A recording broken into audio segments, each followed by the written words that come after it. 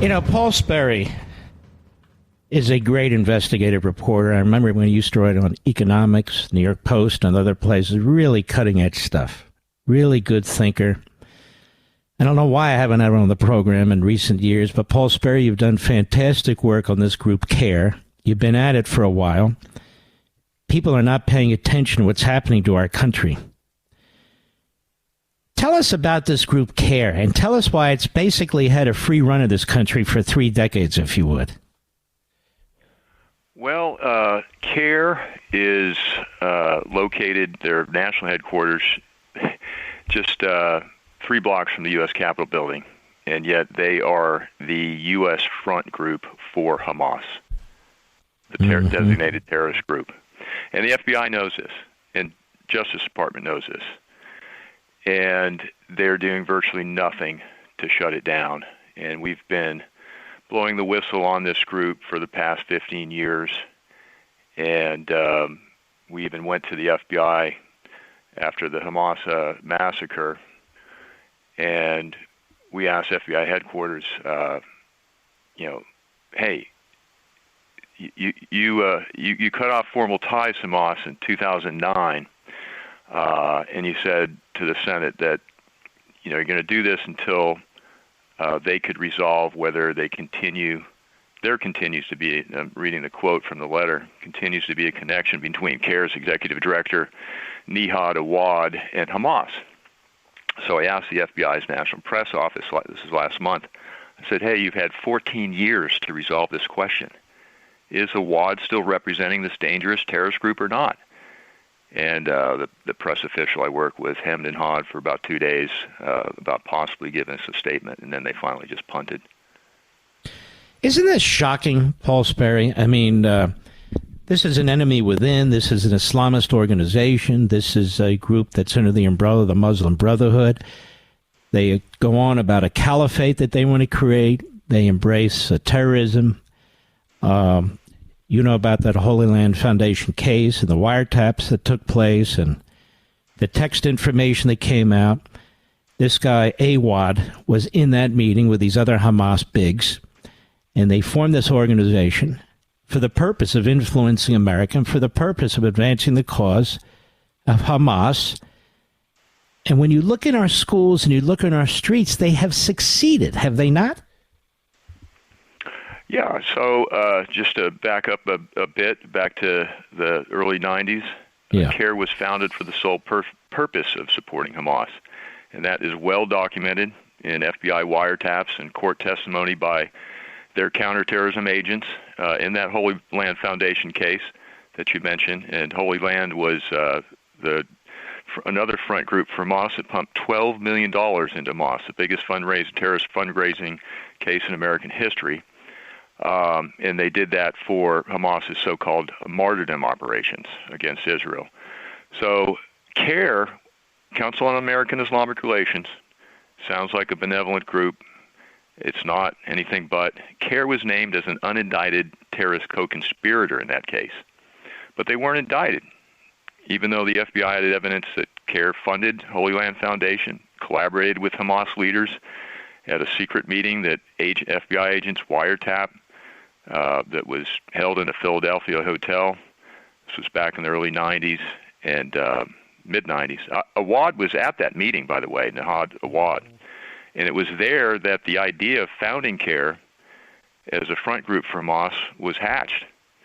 But it even gets worse than that, because the next year, Awad secretly met inside the U.S., this is 1994, to formally establish CAIR as a front group for Hamas. And less than 2 months later, CAIR was incorporated, and Awad became its executive director. Well, he met at that meeting with a guy named Musa Abu Marzouk. Now, who is he? This is one of the guys, one of the 3 main Hamas leaders being protected right now by Qatar. And he was meeting, he's best buddies with Nihad Awad. And this is all documented in my book, Muslim Mafia, by the way.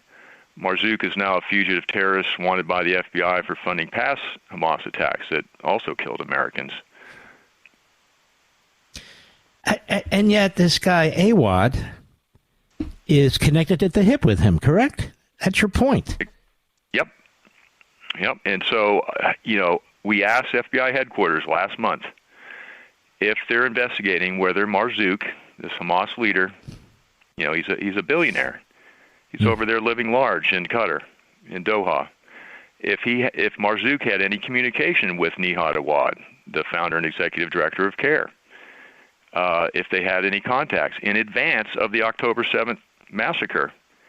And of course, I heard crickets in response. They wouldn't even answer that. No. But this is an important question because the FBI is assisting Israel with the October 7th terrorist investigation. Mm-hmm. Since 33 Americans were also slaughtered. I mean, I listen to this. I read what you wrote. And why are we so passive in the face of a terrorist organization that has a base in the United States? And I dare say it's not the only one. Well, from FBI agents, counterterrorism agents in D.C., I've talked to, they tell me that headquarters has been petrified of being called Islamophobic. It's political correctness, especially being called Islamophobic by a group that the media constantly refers to in mainstreams as the nation's largest Muslim civil rights and advocacy group. They're constantly quoting CAIR, going to CAIR for any issue dealing with the Muslim community. That's their go-to. So the FBI is loath to shut that down and suffer the blowback from the media. And plus they feel that they have to keep open the lines of communication with CAIR in case CAIR ever wants to share tips about homegrown terrorists in the Muslim community, which it never has and likely never will.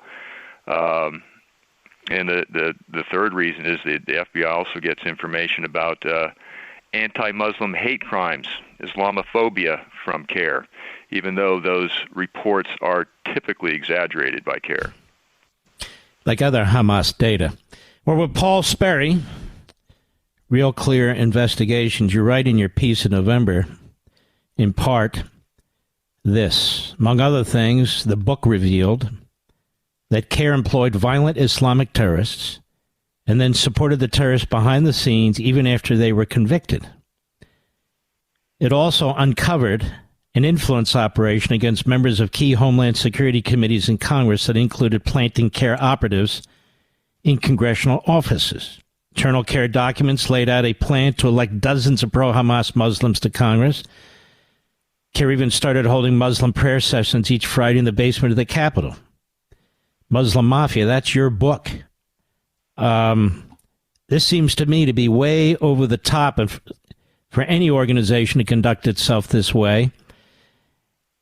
It has a real in with the Democrat Party in the media. Isn't that the problem? Isn't that why they don't expose this entity? Oh, yeah. And their media relations guy is he has a media background, and he just plays the media. Is this Hooper? Is he still there? This is Hooper. Yeah, he's a convert. Ibrahim Hooper, who used to keep threatening talk radio hosts until I came on and said, well, sue me, a-hole, and then I'm going to do discovery like you've never seen before in your life. Yeah, they did not like our book. So this was 15... Yeah, I literally wrote the book on CAIR and its ties to Hamas. So 15 years ago, my co-author went undercover into CAIR headquarters with an investigative team, and they spirited out, and they were dressed in the hijabs and the Muslim garb, and they said they were converts and they were hired as interns by CAIR, and this is at the headquarters, and they spirited out literally boxes and boxes of internal CAIR documents, and some of which revealed a scheme to, like you said, to infiltrate Congress, planting CAIR operatives on key Homeland Security committees. And several members of Congress held a press conference on our findings. And the FBI asked for our boxes. They took possession of the evidence. So we warned the public 15 years ago about that Hamas was secretly operating inside the Capitol doing business as the Council on American Islamic Relations. And like I said, that their red brick headquarter building just 3 blocks from the U.S. Capitol. And they had the run of the White House under Obama, didn't they? And they had it in the Biden administration until just a couple days or today. What's that all about? Oh, yeah. So Biden tapped them to, this is just the most outrageous thing given what this Awad executive director just gave a speech on, but Biden had tapped them to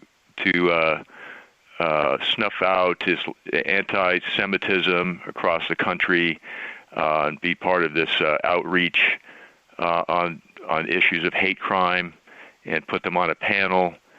And then Awad, just over Thanksgiving weekend, at a speech in Chicago, this was a pro-Hamas, anti-Israel convention where Awad was one of the featured speakers, and he said, just outrageously, he said he was happy to see the quote-unquote people of Gaza break down the walls and walk into Israel. And then he even exalted them as heroes, a liberation force and an inspiration to Muslims around the world because, they showed great faith and weren't afraid of Israel. And if they died, they would go to paradise. And then he said that they were victorious in what they did.